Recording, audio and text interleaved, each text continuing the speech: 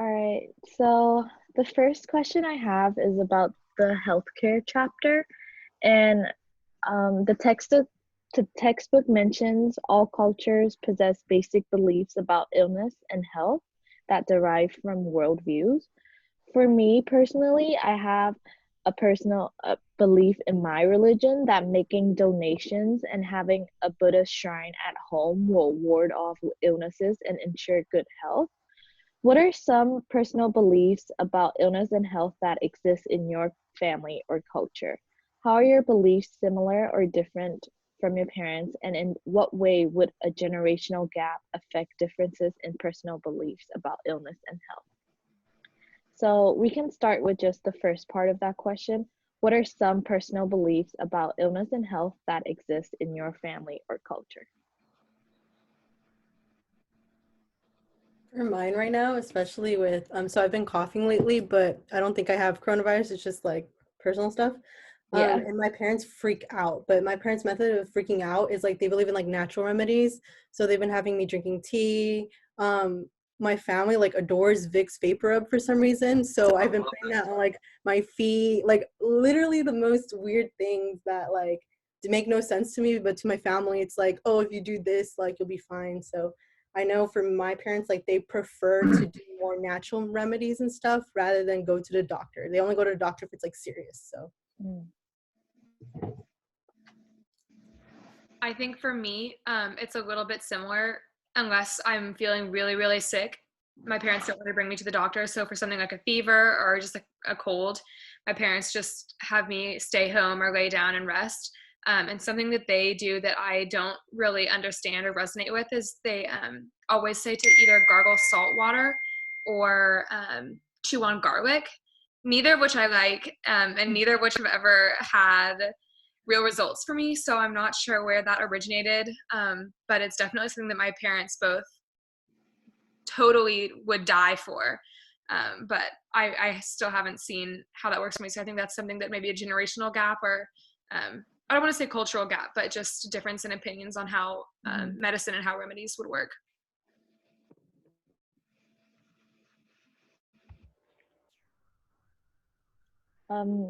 Well, in my family and culture, there's also this like cultural, I guess you would say, healthcare belief where um, if I get a cut, we put garlic or turmeric on it, and that might sound really weird, but apparently turmeric helps to heal the cut. And I don't know, I just feel like with these beliefs, it's so different from what our parents believe because I also think that growing up we see stuff in the media where there's a lot of debate on healthcare and we get we hear so many different perspectives on how we should view healthcare that I think it ends up creating also like a generational gap between what we think and what our parents think.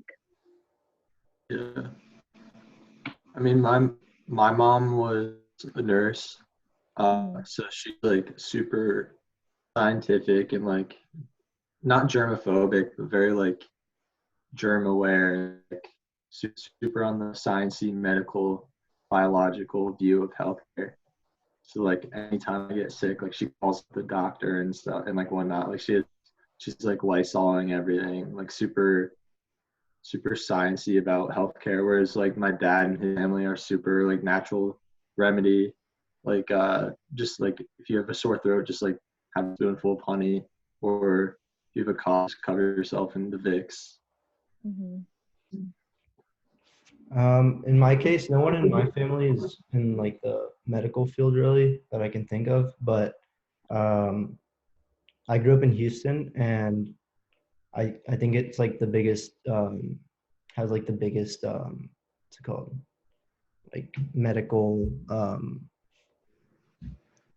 what's it called I don't know, like medical system in the US, but so like a lot of our family friends are doctors and stuff like that, so I feel like anytime I had like a complication, my parents would just call like one of their friends that was a doctor. But also like in Mexico, a big thing is it's called arnica. I think it's I looked it up. It's wolf's bane. I'm not sure exactly like what's in it, but I feel like that's one of like the most common remedies like for anything. Like I remember if I had a bruise or like a sore throat, like it ranged from like so many different illnesses or like whatever, but that's just a very common um like medicine to use. Wait, what part of Mexico? Both of my parents are from the north. My dad's from Monterey, which is Yeah. a big city, and then my mom's from the west. Okay. Yeah. 'Cause my dad's from Coahuila, and I've heard of it, but they don't really use it. But my mom doesn't use it either, but I've heard about it. Interesting. Yeah. Yeah, and I kind of think that especially now with the coronavirus, how it's such a universal thing. It's all of our cultural beliefs and um, these healthcare myths, I guess, that we grew up. Uh, it kind of, I think, also affects how we view the virus. So, for example, I know that the people back home, because we don't usually think of going to the hospital unless it's like a really serious thing, and if we have like a common cold, we just try to take care of it at home. So I think some people back home where I'm from, they don't really understand like the seriousness of the coronavirus, and I think that's also why we hear people protesting like these lockdowns and just questioning why it's such a big thing.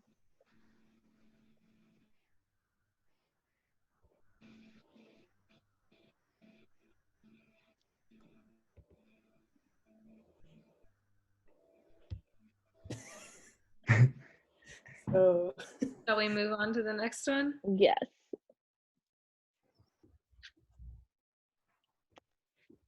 Is that me? Yeah. So, I guess my question revolved around medical jargon and how that can complicate healthcare interactions.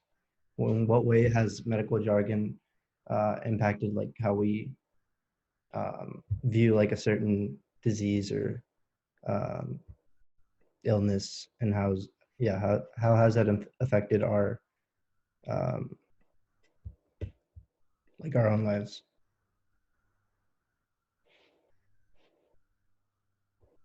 I think maybe one thing is that medical jargon um, makes diseases sound a lot scarier than they are.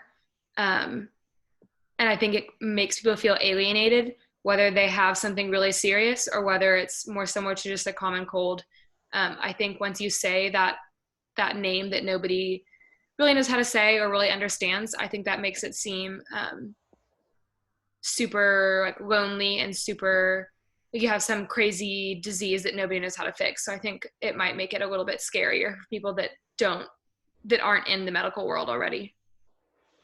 Yeah, I agree with that. I feel like the jargon like definitely makes it seem like like a like something scary than it might a disease or a medical issue might be.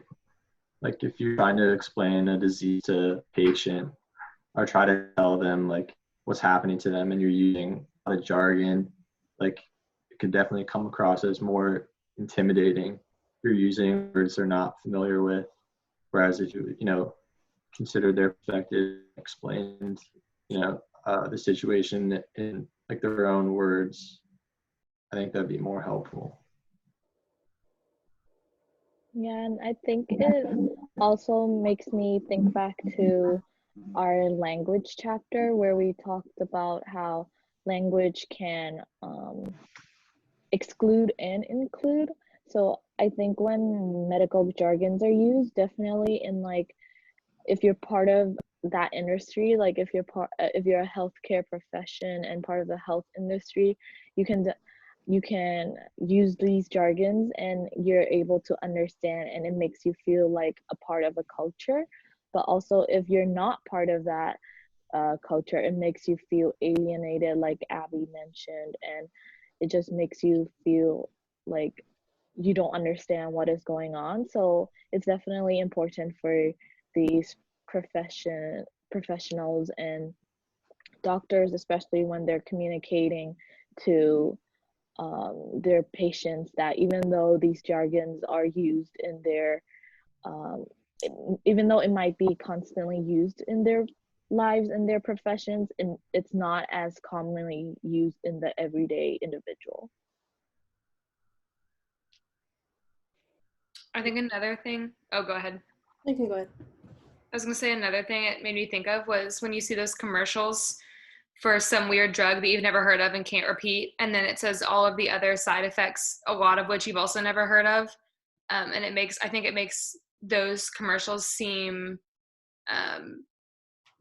maybe intimidating, but also maybe like nobody would ever have that. So if it did happen to you or someone you know, it would just seem really strange that those really unique words are a part of you now, you know? Yeah, and I think, for instance, like with my internship right now, we have to do a lot of like press releases, especially with the coronavirus, and it's really interesting that like I don't have like any medical jargon, but I'm expected to translate what a scientist or a medical professional is telling us, so we can translate it to the press. And so I think that regardless of like if you're a communications professional, like you should have an idea of like what clients you're working with and understand the jargon so you can translate it to the general public, because like we're saying, there's a disconnect between what the general public knows and what, you know, the terminology they use. So I think that I like if you're in a profession that requires like that interaction between clients, like it's really important to have that, because sometimes it could result in misinformation. Like in the first 2 months of the coronavirus, like nobody knew what was going on. Everyone was just panicking about, because one outlet said this, one outlet said that, but the issue is that people aren't translating those documents correctly.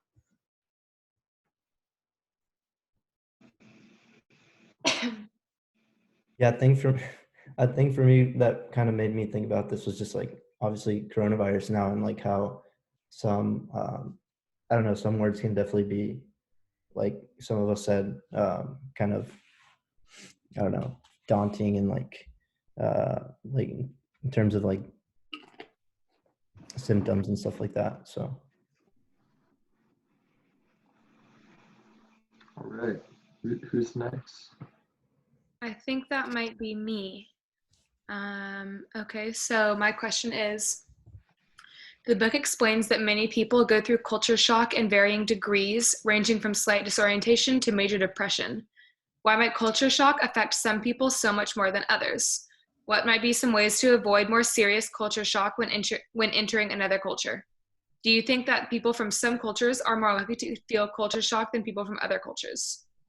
But we can start with the first one and say, why might culture shock affect some people so much more than others?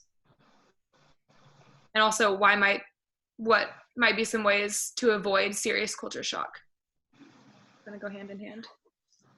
I guess speaking from personal experience, I would say that like how people get that culture shock is because they're so used to for so many years being, for instance, in a different country or in a different neighborhood or community that has predominantly, like in my case, Hispanic and Asian. And so going from that to going to a whole new community where it's like predominantly, for instance, Pepperdine white, it's like you don't know how to adapt, and you have to kind of adapt so quickly that it kind of just shocks you, and you kind of just like fall underneath. It's like, oh my gosh, am I doing the right thing? Like culturally, like I don't know if you guys have gone abroad, but if you've gone abroad, it's like, oh, am I doing the right mannerisms there? Am I like just asking for something correctly? And for me, like going to Pepperdine, I had to relearn that, because over here where I'm from, it's like I can ask someone something like straight out, like not like politely, but they won't take offense to that. But if I go over there, Pepperdine, and I say something straight out, some people might take offense to that, because that's not the talk that people do. So it's kind of like, I guess people who have to go through that abrupt change, it kind of affects them. And then what was the second part of the question? The second part was, how might you avoid culture shock when entering a new culture? I guess the best way to avoid it is to kind of find people who have already been through it. So my freshman year, I found people who were seniors who came from the same background as me, but, you know, have already been through the whole process, and they kind of guided me through it and just integrated me into the Pepperdine community slowly. And now I can say, you know, I feel at home at Pepperdine, so it's helped. Yeah. Definitely. The example I thought of when you asked your question was like people who study abroad.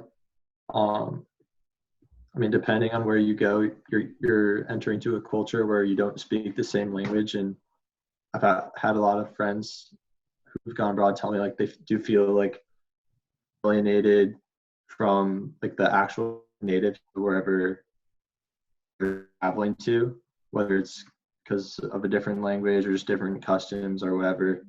I think especially for like people who like say like have depression, like this feeling of being alienated or like isolated from the majority of people in a place, like that's a big struggle. Yeah. And I think going off of what you said about abroad programs, I don't know like the particular ranking for the popularity of the abroad programs, but I know that the London program, for example, is always really popular and there are a lot of applicants. And I think it has to do with the fact that they speak the same language there. And also when it comes to, is it the Buenos Aires program where it's the homestay, that aspect of that abroad program in particular might kind of be one of the reasons why some people might be a little hesitant on applying for the Buenos Aires program, because it's going into a culture and you have to assimilate to not just speaking a different language, but living at someone else's house where you're trying to fit in with the family there. And I think going off of the degree of culture shock, I think a bigger culture shock comes when you're trying to adapt to not just one part of that culture, but multiple aspects of that culture. So with the Shanghai program, you're not just going there and trying to assimilate with fitting in with their culture and the things that they do, but also speaking the language. Yeah, I agree.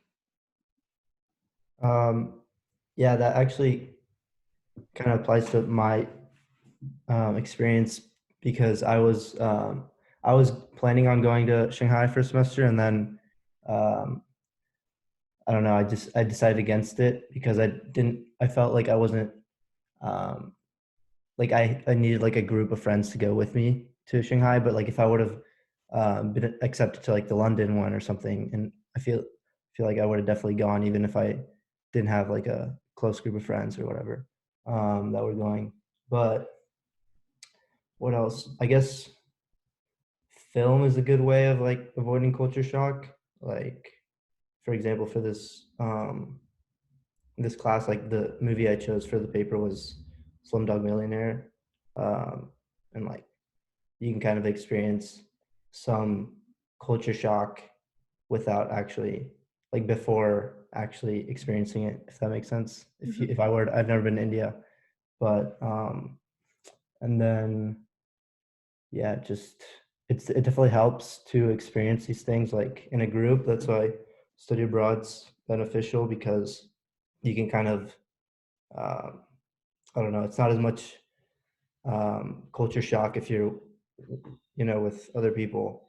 Like Scott was saying, like if you're kind of on your own, it can, you know, lead to some, you know, more deep feelings of loneliness or whatever.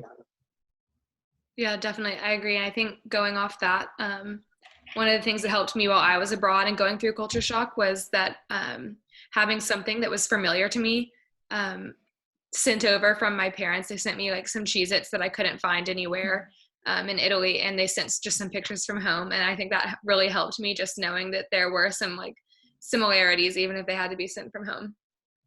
So that was just another thing that some familiarity was something that helped me a little bit while I was going through culture shock. But I think we can move on. So whoever is next. Karina, do you want to go? However, you want to go first, or do you want me to go? I don't care, whatever you want.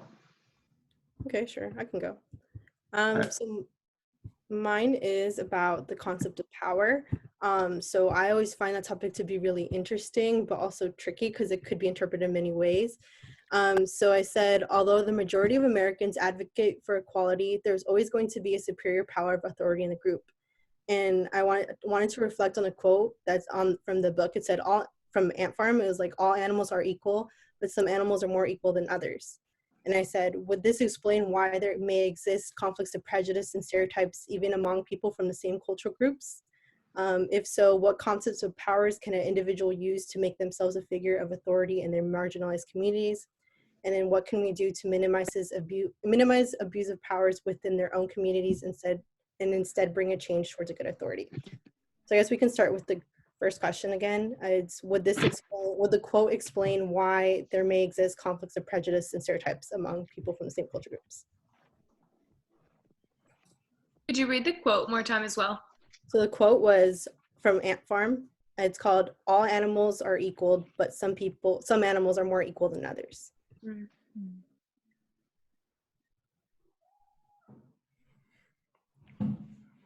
Yeah, I mean, I think that's true. Like, it's unrealistic to think everyone, is going to have an equal amount of power. And with that said, like, from one of my favorite movies growing up was Spider-Man, and like the most famous quote from that movie is like, with great power comes great responsibility. So I think as far as ethics go for like what we're talking about, like unequal power distribution, because that's just like the reality of life. I think that the people with power be most responsible in not only how they use that power, but in terms of communication and how they let others respond to their power, doing that in an ethical way.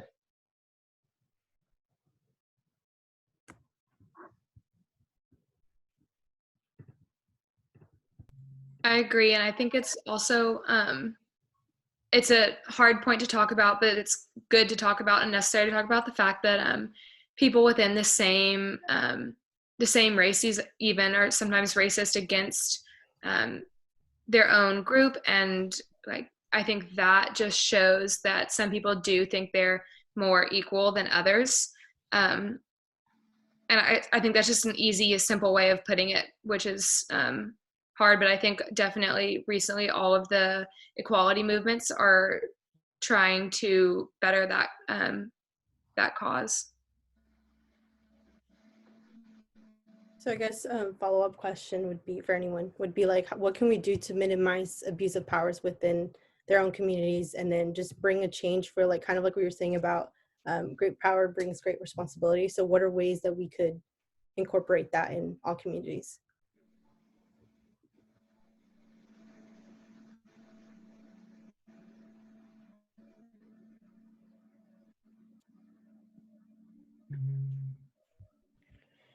It's a tough question. I mean, one thing that comes to my head is just like accountability, keeping people with power accountable. I think one thing that should come with like great power is great scrutiny to make sure like if we all keep each other accountable, and if we keep people with power accountable, I think that's a good safeguard for power abuse. I think another thing that in America is really important is that the power is with the people, but that's only so if everyone really does put their input in, and if everybody really does go out and vote and do things like that and let the world know, even if it's just their small voice, that with their small voice they're going to choose to put someone in power who does stand for good morals and good values and good ethics that will like lead everyone to a place of not abusing that power. And I think going off of that, like we see this on social media too, how even though there are people with power, like for example, we give celebrities and influencers and political figures these power, and all eyes are on them. But I think we also have to acknowledge that the power is with the people, because when these people do something wrong or controversial, it sparks conversation, and we as the people have the power um, to direct where that conversation goes in a way, I guess. So if something controversial is being done, we have the power to point out and tell them that what they're doing is wrong, or what they're doing is something that we don't agree with.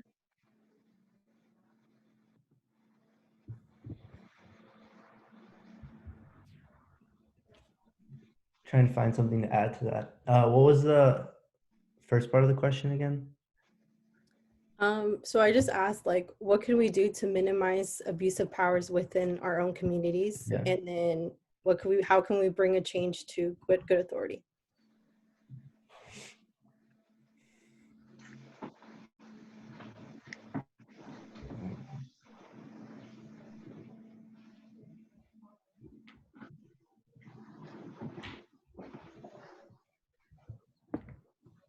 I'm not sure.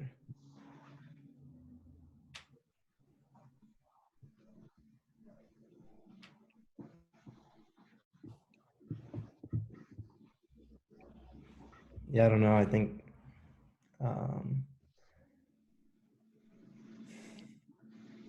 don't know. I think everything's been pretty much said.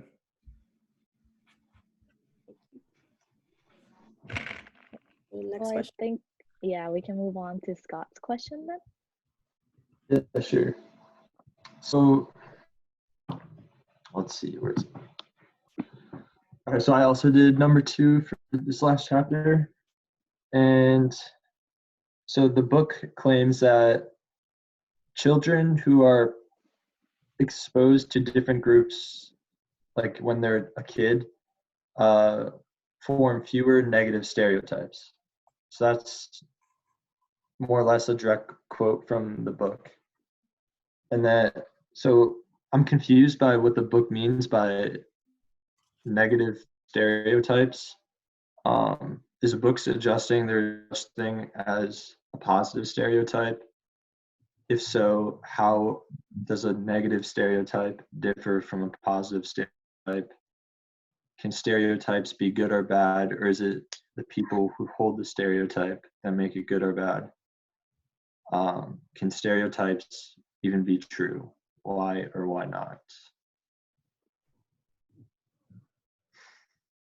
Um, Sorry, Abby, I think you're saying something, but you were muted. I accidentally muted myself. I think this is a really interesting question, and I've wondered the same thing a lot of times. And I came to the conclusion that there is no such thing as a good stereotype. I think they're all bad, because even if you were to say a stereotype that's considered to be good, such as Asians are good at math, Asians are really smart, well, that's not good, because if there is an Asian who thinks he or she is not smart, then they feel left out of a stereotype that isn't necessarily true, and which ends up hurting them as well. And it pushes people to be something that they don't have to be, you know? So I think that's something interesting as well.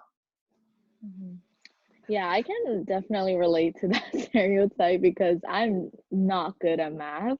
But there, like you said, there is that stereotype that all Asians are good at math. And I think, yeah, going back to what you said, definitely growing up, I would have to like live up to that expectation, I guess, of being good at math, and I just couldn't live up to it, and it really put a pressure on me. And so I remember some days it would make me feel so emotionally drained when I couldn't um do my math homework, or when my parents would be mad that I I would get bad grades in my math classes. And I think it goes back to the intent of stereotypes. You're kind of grouping a group of people and categorizing them, and I think it does more harm than good, even if the stereotype is supposed to be like, I guess, a backhanded compliment. I don't know how to word it, but yeah.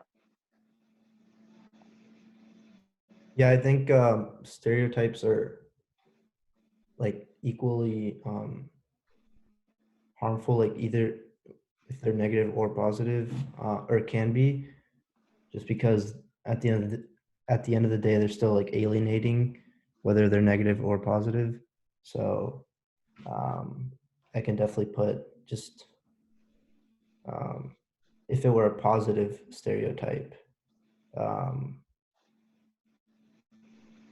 like Ingyine was saying, and I'm sure she experienced, was like could put like increased pressure on someone, and that's like equally as bad as some of the effects of negative stereotypes. So I think for me, like I never really thought about like stereotypes, I guess. Like I don't know, just because for me I was always taught from a young age to kind of reclaim what people say about me. So for instance, like my parents have always instilled in me, I've heard from people like, oh, Mexicans are like ironically lazy, or they just like want to do their siesta or something. But then I've heard other people say, oh, Mexicans are very hardworking. So it's really interesting to me that like I grew up with what just kind of ignore what people say about you and just focus on like what you believe. And I was like, yes, Mexicans are hardworking. Like I'm a hardworking person. Like I hustled to get to college, and I'm hustling to get my career. Like I saw it from that perspective. So I think stereotypes for an individual, it's like how you take it and whether you want to reclaim it or not. But to me, I guess I personally do find offense, for instance, even though it's been really debated in the Latina community, whether or not calling Latinas like fiery or hot is good or not. To me, I take offense to it if someone who's not of my ethnicity calling me that. I don't know why. I just think it's very stereotypical, but I know other women, Latino women, like it. So I think it just depends on like an individual preference, whether or not you want to reclaim it or you want to reject it. Yeah, all good comments. It's a interesting topic to discuss. But yeah, I just thought it was weird that the book specified like negative stereotypes. Mm-hmm. Like because what we're talking about, like I don't see how there's such thing as a positive stereotype. But all good conversations, guys. Yeah. I was gonna say, I think one more thing to add to that I thought of while you were talking was that there's kind of a stereotype that women aren't really leaders and aren't quite as good as men in the workplace. And that was something that, I grew up having my parents tell me that women were just as good as men and could succeed in just as many ways. But it's interesting to see how that stereotype, even though it's been broken and not as many people believe that anymore, you can kind of see how that stereotype has worked its way into the business world, seeing that women are paid less and there are fewer women in positions of power. And I guess some of that is accounted for the fact that there might be fewer women in the workforce, but I do think that still goes to show that when a stereotype goes too far, it really does have an effect on on every aspect of life. So I think that's another point. Yeah, and going off of that, I think it also has a lot to do of whether you instill that value on from someone at a young age. Like kind of what you were saying, my parents also instilled in me that like, even though you're a woman, you can do whatever you want and all that. But I do have cousins that they still tell them like, oh yeah, you're expected to get married and have kids and know how to cook and do all that. So it's really interesting to see how like what your parents or like your close family instills in you is like what you're going to believe in the future. So yeah. Agreed. So is that the end of our combo? Yeah, I guess so. All right, man. are we good on time? Talk to you guys later. Good work. Stay healthy.